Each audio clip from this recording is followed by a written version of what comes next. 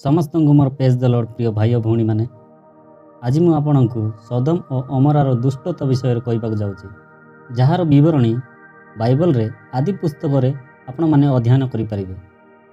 प्रिय माने वीडियोटी आरंभ करने पूर्व मोर छोट रिक्वेस्ट जे यही मो आत्मिक वृद्धि चैनल को सब्सक्राइब करंतु एवं बेल आइकन निश्चय दबातु। चलतु प्रिय माने वीडियोटी आम आरंभ करवा। बाइबल आमको कहे जे अब्राहम का पुत्रा लूत अब्राहम को छाड़ी सदम नगर में बसवाक लगे। एक दिन परमेश्वर अब्राहम को कहले जे सदम और अमरा नगर दुष्टतार बहुत बढ़ी जाइए एवं सेमानंकर पाप अत्यंत भारी हो जाइए। तेणु से कहले मु निजे जाई देखिबी सेमानंकर काम सतरे ए प्रकार होइछि कि नहीं। तापर अब्राहम परमेश्वर आगरे दंडायमान होई कहले, हे प्रभु तुम कि दुष्ट मानक सहित धर्मी मानक मध्य नष्ट करदेव। धरतु से नगर में 50 जन धर्मी लोक अच्छा तेबे कि तुम्हें समग्र नगर को नष्ट करदेव। तापर परमेश्वर कहले जदि मते सेठारे 50 जन धर्मी लोक मिले मुझे नगर को विनष्ट करी ना। तापर पुणी अब्राहम पचारिले जदि सेठारे 45 जन धर्मी लोक मिलती तेबे कि तुम्हें विनष्ट करिवो। तापर परमेश्वर कहले जदि मते 45 जन धर्मी मिले मु से नगर को विनष्ट करी ना। एभली कही कही अब्राहम नम्रता सह प्रार्थना करी शेष पर्यंत पचारिले जदि सेठारे केवल 10 जन धर्मी मिलती तेबे कि आपण से नगर को नष्ट करदेवे। तापर परमेश्वर कहले जदि मते सेठारे 10 जन धर्मी मिले मुझे नगर को नष्ट करी ना। सेतेबेले परमेश्वर अब्राहम को कथा शेष कले। से चलीगले एवं अब्राहम तांको घर को फेरीगले। प्रिय भाई भौणी माने मु एठारे आपण मानकु किछि कहिबाकु चाहे जे अब्राहम परमेश्वर सत्य भक्त एवं धर्मी पुरुष परमेश्वर मित्र थिले। सेतिपय जेतेबेले परमेश्वर सदम और अमरा नगर को नष्ट करने जाउथिले सेति पूर्वरु सेही कथा अब्राहम को जणाई दिले। एठारे आमे ए बुझुछु जे परमेश्वर चाहते तेबे अब्राहम को किछि कहिबा छड़ा सेही नगर को नष्ट करि पारथान्ते, किंतु से एमिति कले नाही। परमेश्वर चाहिए जे से जहा करने को जाउछंती सेही कथा पूर्वरु अब्राहम को जणाई देबी। एक अर्थरे परमेश्वर तांको मनर कथा को अब्राहम को पाखरे प्रकाश करछंती, कारण अब्राहम तांको जने मित्र समान थिले। यह केते अद्भुत एवं आश्चर्यर कथा प्रिय माने जे परमेश्वर जने मनुष्य को तांकर मित्र भावरे मानी तांको मनर कथा कहंती। कारण अब्राहम परमेश्वर को भय करुथिले, तांको आज्ञा को पालन करुथिले एवं सदा तांको प्रार्थना करुथिले। प्रिय भाई और भौणी माने ठीक सेही परि जदि आमे मध्य आमको परमेश्वर को सम्मुख में नम्र रखु तांको भय करू एवं तांको आज्ञा को पालन करू तेबे अब्राहम को परि परमेश्वर आम सहित मध्य तांको गुप्त कथा को प्रकाश करि परिबे। यह सहित आमे आउ गोटे कथा देखुछु जे जेतेबेले परमेश्वर सदम और अमरा को नष्ट करिबा विषय रे अब्राहम को कहले सेतेबेले अब्राहम सेही नगर को बंचाइबा पई परमेश्वर को विनती करने लगिले। एठारे आमे अब्राहम को मध्यस्थ प्रार्थना को देखुछु जेउथिरे से सदम और अमरार बसुथिबा लोकमानंको पई परमेश्वर को प्रार्थना करुचंती। सेठारे लूतम को छाड़ी अन्य कई धर्मी लोक नथिले, तथापि अब्राहम आशा करथिले जे संभव किछि धर्मी लोक थिबे एवं सेमानंको पई परमेश्वर समग्र नगर को नष्ट करिवे नाही।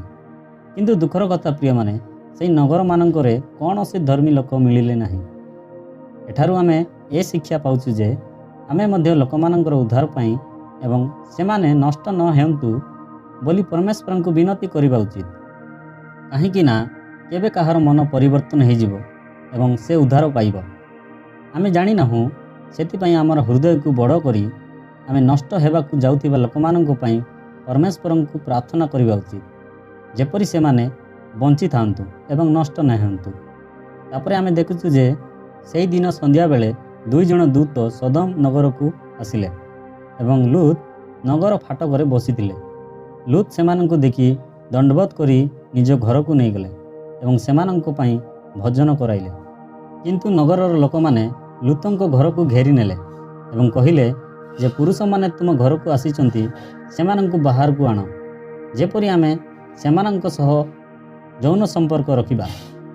किंतु लूत एहाकु मना करदेले एवं कहिले ଦୟାକରି ଏହି ପୁରୁଷମାନଙ୍କ ସହ କୌଣସି ଅପରାଧ କାମ କରନ୍ତୁ ନାହିଁ, କାରଣ ସେମାନେ ମୋ ଘରରେ ଆଶ୍ରୟ ନେଇଛନ୍ତି। କିନ୍ତୁ ସେମାନେ ମାନିଲେ ନାହିଁ ଏବଂ ଦୁଆର ଭାଙ୍ଗି ଭିତରକୁ ପ୍ରବେଶ କରିବାକୁ ଚେଷ୍ଟା କଲେ। ତାପରେ ସେହି ଦୂତମାନେ ସେମାନଙ୍କୁ ଅନ୍ଧ କରିଦେଲେ ଏବଂ ସେମାନେ ଦୁଆର ଖୋଜିବାକୁ ଲାଗିଲେ, କିନ୍ତୁ ତରାଣ୍ଡି ହୋଇ ବୁଲିଲେ, କିନ୍ତୁ ପାଇଲେ ନାହିଁ। ପରେ ସେହି ଦୂତମାନେ ଲୁତଙ୍କୁ କହିଲେ ଯେ ସେ ନଗର ଛାଡ଼ି ଯିବାକୁ।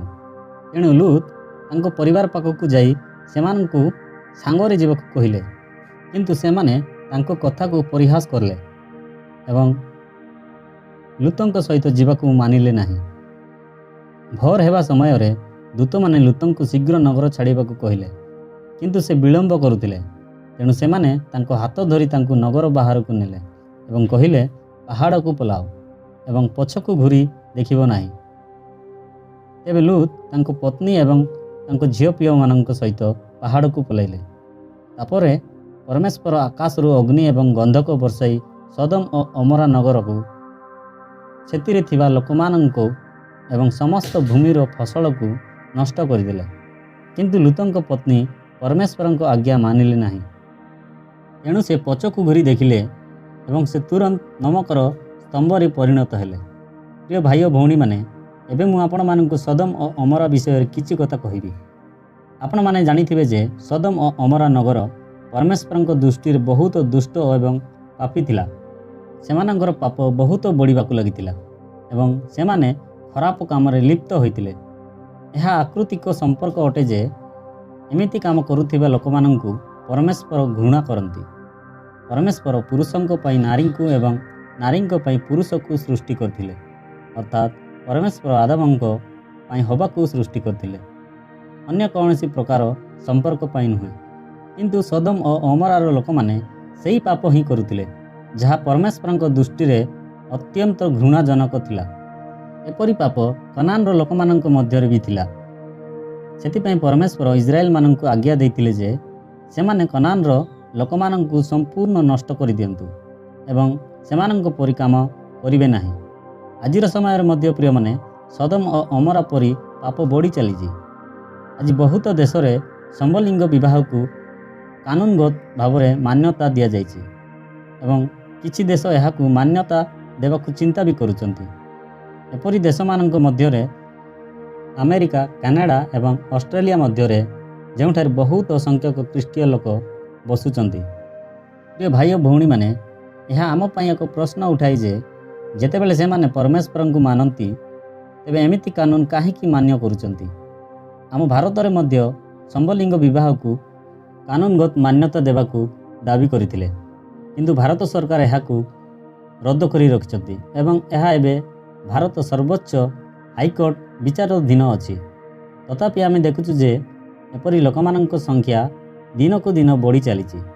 ଲୋକମାନେ ଏହାକୁ ସ୍ୱାଧୀନତା ଏବଂ ମାନବ ଅଧିକାରର ନାମରେ ସମର୍ଥନ କରୁଛନ୍ତି।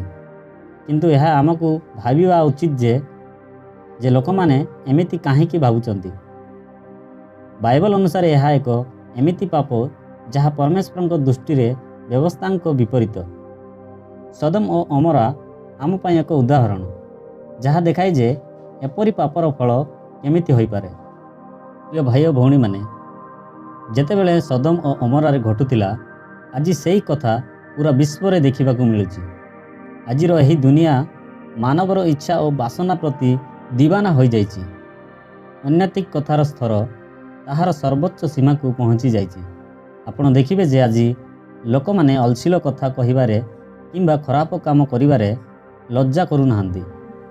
କୌଣସି ଭୟ ନାହିଁ, କାରଣ ସେମାନଙ୍କ ପାଇଁ ଏହା ମନୋରଞ୍ଜନର ଏକ ଉପାୟ ହୋଇଯାଇଛି।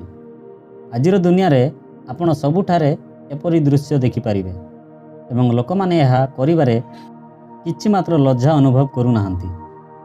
ପ୍ରିୟମାନେ, ଠିକ୍ ସେହିପରି ଘଟଣା ସୋଦମ ଓ ଅମରାରେ ମଧ୍ୟ ଘଟୁଥିଲା। ସେଠାକାର ଲୋକମାନେ ଲୁତଙ୍କୁ କହିଲେ ଯେ ପୁରୁଷମାନେ ତୁମ ଘରକୁ ଆସିଛନ୍ତି, ସେମାନଙ୍କୁ ବାହାରକୁ ଆଣ, ଯେପରି ଆମେ ସେମାନଙ୍କ ସହିତ ସମ୍ପର୍କ ରଖିପାରିବା। ଏଠାରେ ଭୋଗ କରିବାର ଏ ଅର୍ଥ ହେଉଛି ଯେ ସେମାନେ ସେହି ପୁରୁଷମାନଙ୍କ ସହ ଅନୈତିକ ସମ୍ପର୍କ ରଖିବାକୁ ଚାହୁଁଥିଲେ। ଯେତେବେଳେ ଦୂତମାନେ ସେମାନଙ୍କୁ ଅନ୍ଧ କରିଦେଲେ, ତଥାପି ସେମାନେ ପଶ୍ଚାତାପ କରିଲେ ନାହିଁ, ବରଂ ସେମାନେ ଦ୍ୱାର ଖୋଲିବାକୁ ଚେଷ୍ଟା କଲେ, ଯାହାରୁ ତାଙ୍କର ବାସନା ପୂରଣ ହୋଇପାରିବ। ଏଥିରୁ ଆମେ ବୁଝିପାରିବା ଯେ ପ୍ରିୟମାନେ, ସେଠାର ଲୋକମାନେ ତାଙ୍କର ବାସନା ପୂରଣ ପାଇଁ କେତେ ଅଧିକ ଆକୃତି ଥିଲେ। ମୁଁ ଆପଣମାନଙ୍କୁ ଗୋଟିଏ ପ୍ରଶ୍ନ ପଚାରିବାକୁ ଚାହେଁ। ଆପଣ କେବେ ଭାବିଛନ୍ତି କି ଏହି ଦୁନିଆରେ ଏଡ୍ସ କାହିଁକି ଆସିଲା? ଏହା ଲୋକମାନଙ୍କୁ ସତର୍କ କରିବା ପାଇଁ ଯେ ସେମାନେ ଭୁଲ ଏବଂ ଅନୈତିକ ସମ୍ପର୍କରୁ ଦୂରେ ରୁହନ୍ତୁ। ଆପଣ ଜାଣିଛନ୍ତି ଯେ ଏହି ରୋଗ ସେମାନଙ୍କୁ ହୁଏ ଯେଉଁମାନେ ଅସୁରକ୍ଷିତ ଓ ଅନୈତିକ ସମ୍ପର୍କରେ ଲିପ୍ତ ହୋଇଥାନ୍ତି। ତଥାପି କେତେକ ଲୋକ ଏହି ରୋଗକୁ ମଧ୍ୟ ଭୟ କରୁନାହାନ୍ତି ଏବଂ ତାଙ୍କ ଇଚ୍ଛା ଅନୁସାରେ ଚାଲିଯାଆନ୍ତି। କିନ୍ତୁ ମୁଁ ଆପଣମାନଙ୍କୁ କହିବାକୁ ଚାହେଁ ପ୍ରିୟମାନେ, ଯେ କୌଣସି ଲୋକ ବାସନାରେ ବୁଡ଼ି ରହିଛି ଏବଂ ନିଜ ମନକୁ ପରିବର୍ତ୍ତନ କରୁନାହିଁ, ସେମାନଙ୍କୁ ପରମେଶ୍ୱରଙ୍କ ନ୍ୟାୟର ସମ୍ମୁଖୀନ ହେବାକୁ ପଡ଼ିବ। ଏହା ମୁଁ କହୁନାହିଁ ପ୍ରିୟମାନେ, ପରମେଶ୍ୱରଙ୍କ ବାକ୍ୟ କହୁଛି। ସେଥିପାଇଁ ମୁଁ ଆପଣମାନଙ୍କୁ ଉତ୍ସାହିତ କରୁଛି ଯେ ଏହି ଦୁନିଆ କେତେ ବି ଦୁଷ୍ଟ ହୋଇଯାଉ, ଆପଣ ନିଜକୁ ପାପରୁ ଦୂରେ ରଖନ୍ତୁ, ନିଜ ଇଚ୍ଛା ଓ ବାସନା ଉପରେ ନିୟନ୍ତ୍ରଣ କରନ୍ତୁ ଏବଂ ଏହି ଦୁନିଆର ଖରାପ କାମରେ ସାମିଲ ହେବେ ନାହିଁ। କାରଣ ଏହି ଦୁନିଆ ଗୋଟେ ଦିନ ନଷ୍ଟ ହୋଇଯିବ। ସୋଦମ ଓ ଅମରା ଠାରୁ ମଧ୍ୟ ଅଧିକ ଭୟାନକ ଭାବରେ ଏହି ଦୁନିଆର ଶେଷ ହେବ।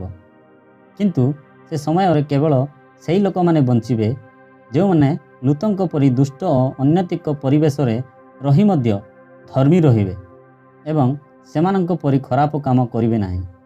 ସୋଦମ ଓ ଅମରା ଏକ ସମୃଦ୍ଧ ଓ ସମ୍ପନ୍ନ ନଗର ଥିଲା, କିନ୍ତୁ ସେମାନଙ୍କର ସମ୍ପନ୍ନତାର ଅର୍ଥ ଏହା ନୁହେଁ ଯେ ପରମେଶ୍ୱର ସେମାନଙ୍କୁ ନେଇ ସନ୍ତୁଷ୍ଟ ଥିଲେ। ଆଜିକାଲି ଅନେକ ଲୋକ ଏପରି ଭାବନ୍ତି ଯେ ସମ୍ପନ୍ନତା ଓ ସମୃଦ୍ଧି ହେଉଛି ପରମେଶ୍ୱରଙ୍କ ଆଶୀର୍ବାଦ, କିନ୍ତୁ ଏଟା ସତ୍ୟ ନୁହେଁ ପ୍ରିୟମାନେ। ଆପଣ କେବେ ମଧ୍ୟ କୌଣସି ଦେଶ କିମ୍ବା ବ୍ୟକ୍ତିର ସମ୍ପନ୍ନତାକୁ ପରମେଶ୍ୱରଙ୍କ ଆଶୀର୍ବାଦ ଭାବିବା ଉଚିତ ନୁହେଁ, କାରଣ ସୋଦମ ଓ ଅମରା ମଧ୍ୟ ବହୁତ ସମ୍ପନ୍ନ ଥିଲେ, କିନ୍ତୁ ପରମେଶ୍ୱର ସେମାନଙ୍କୁ ନେଇ ପ୍ରସନ୍ନ ନଥିଲେ। ଏହି କାରଣରୁ ସେ ସେମାନଙ୍କୁ ନଷ୍ଟ କରିଦେଲେ। ଠିକ୍ ସେପରି କୌଣସି ନଗର କିମ୍ବା ଦେଶ କେତେବେଳେ ସମ୍ମାନିତ ହେଉ, ଯଦି ସେଠାର ଲୋକମାନଙ୍କ ମଧ୍ୟରେ ପରମେଶ୍ୱରଙ୍କ ଭୟ ନାହିଁ, ତେବେ ସେହି ନଗର ଓ ଦେଶ ମଧ୍ୟ ଏକ ଦିନ ସୋଦମ ଓ ଅମରା ପରି ନଷ୍ଟ ହୋଇଯିବ। ଏଥିପାଇଁ ଯେତେବେଳେ ଆପଣ ଏହି ସଂସାରରେ ଜୀବନ ବିତାଉଛନ୍ତି ପ୍ରିୟମାନେ, ବହୁତ ସାବଧାନ ହୋଇ ଜୀବନ ବିତାନ୍ତୁ, ଯେପରି ଦୁନିଆର ଖରାପ ପ୍ରଭାବ ଆପଣଙ୍କୁ ଛୁଇଁ ପାରିବ ନାହିଁ। ନିଜକୁ ଏହି ଅନୈତିକ ଓ ଦୁଷ୍ଟ ସଂସାରରେ ପବିତ୍ର ରଖନ୍ତୁ।